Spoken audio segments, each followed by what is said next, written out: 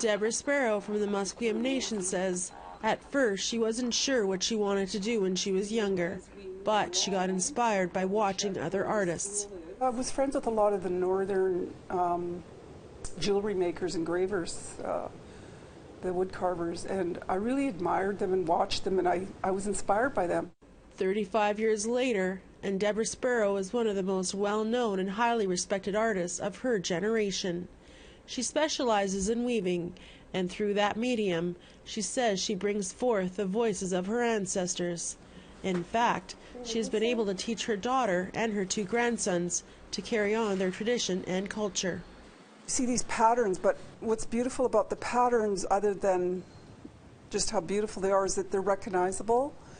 I like to say we're all blanket makers throughout the world, and if that's one thing that connects us on a positive level, is that we were all doing this, and we've all gone so far away from ourselves that we remove this and think it belongs in a different category, when it is actually the depth of who we are as people, connected and rooted to our land, no matter where we come from. And for the last 2 weeks, Sparrow's design patterns lit up the Vancouver skyline at BC Place every night, along with Science World.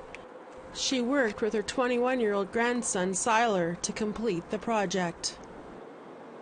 Their other murals were also featured at Granville Island, the entire side of the Biltmore Hotel, and Cathedral Square, where she had an opportunity to pay tribute to the 215 children whose hidden graves were discovered in Kamloops, BC. Those 215 first babies that are now stars in the sky are also even shining their light back to say thank you to us for doing the work that we're going to do, for all of the children, the 9,800 and some odd that have been found.